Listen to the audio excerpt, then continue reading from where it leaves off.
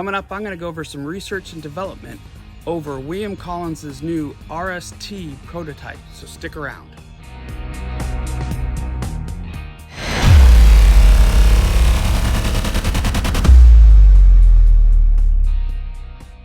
Hi, I'm the OCD Hunter, bringing you tips, tricks, DIY hacks, and other useful ways that my OCD can help make your life a little bit more simpler. Now, William Collins reached out to me and asked me if he could send me his RST tool prototype to see what my thoughts were and give him a little bit of feedback since I'm a first responder. Now, with this video, there's a little bit of a caveat. And the first one being is that this is a prototype. This is not in its final stage. So my feedback that I'm going to be giving on this video is for William to see if he can help make the tool a little bit better. My second disclosure on this video is that this video I'm going to solely hit on the glass breaker and the cutting edge for seatbelt cutting, as in the rescue part of the rescue service tool. Now, the premise behind this is if you're stuck in your car and you need to make a quick escape, you may have to cut your seatbelt to get out, as well as break the glass to get out of the vehicle. And so this tool is partly designed to assist you with those tasks.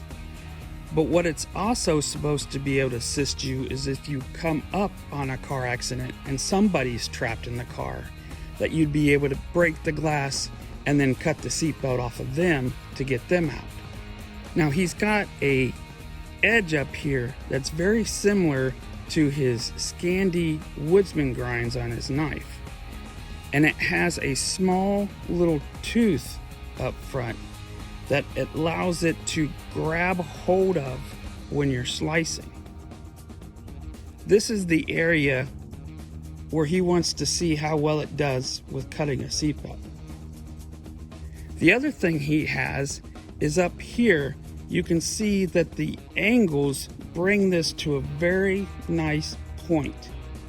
And the concept behind that is to allow you to get that one focal point to hit the glass, which will allow it to shatter.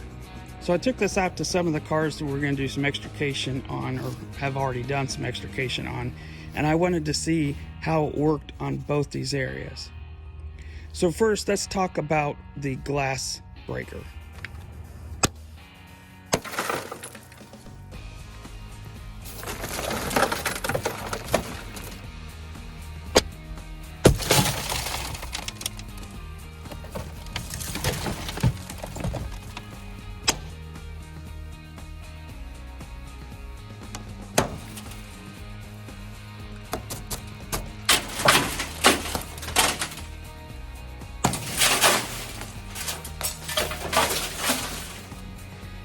Now, the glass breaker actually works very well, but there is a slight technique to it.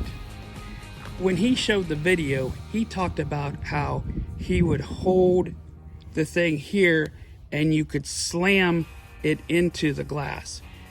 I'm not a big proponent of that because most likely if you're in a rescue scenario, you're not going to have any gloves on.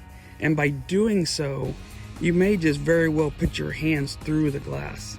That's one of the reasons why I don't really like knives that have glass breakers at the pommel end. Now, because I don't like handling it that way, the way I used it was more of a lever action and letting the tool of the swing of it bring it in. Now, there's definitely a little bit of a learning curve with this, but as long as you have enough force behind it, you'll see that I was able to break the glass every time.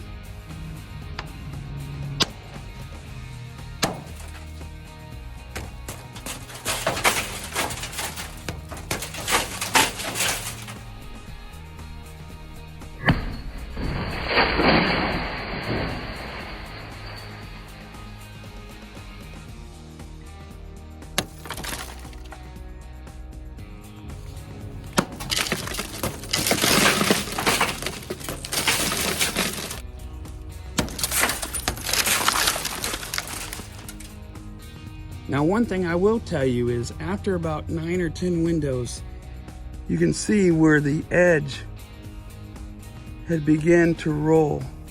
Now I think he harnessed about 65 or 66 on the Rockwell hardness. And most people probably will never have to break out a window in their lifetime.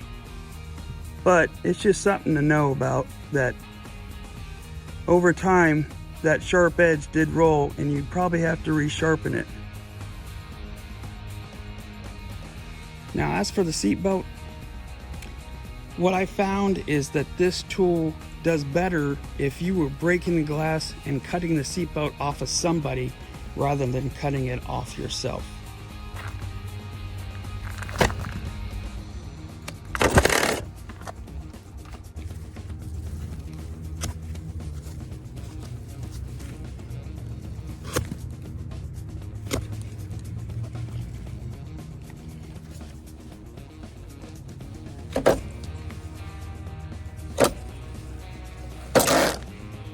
And the reason I say that is because when you're cutting a seatbelt off of somebody, you can do a pulling motion.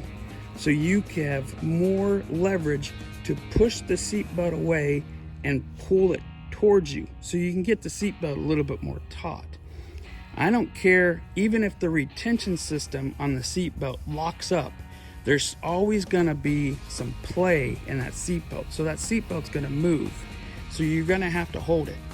So putting a seatbelt between two fixed locations and keeping it taut, I don't think is necessarily an accurate test on a seatbelt cut.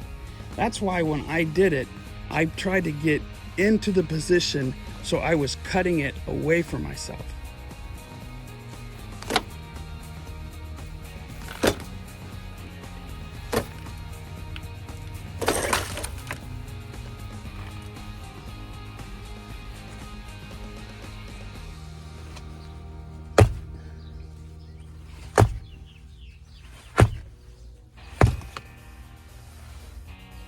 Now what I found is with the seatbelt across me was it was a little bit awkward to get this in there and cut, because number one, I didn't want to cut towards me, because if I would have cut towards me, then I have a chance of cutting myself.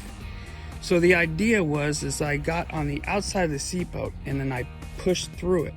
And that's where this cutter had a little bit of an issue. It still cut. I still would have been able to get out of the car, but I think if you would just take this tooth and make it a little bit more predominant, so it's just like the wood when it comes up into the Scandi grind with the Woodsman grind and it just catches it, I think having a little bit more of a pronounced tooth would then catch that seat belt and then allow it to slice through it.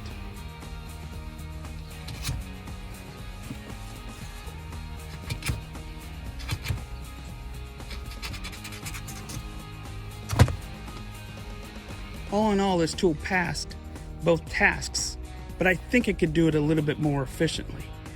And if I'm betting my life on something, I would want to make sure that it's flawless. And that's why I'm putting in my 2 cents on the blades recommendations.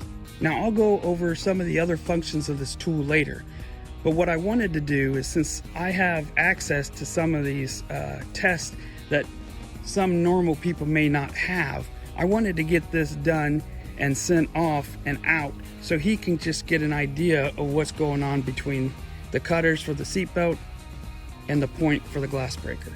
Well, there you have it, my thoughts on the glass breaker and the cutting edge for a seatbelt cutter on William Collins's RST prototype. I'm the OCD Hunter, and I hope that my continual practice of changing, fixing, and improving on ideas will help you out in your endeavors. Don't forget to like and subscribe. Click the bell next to the subscribe button to get notified of new videos. Comments are always welcome.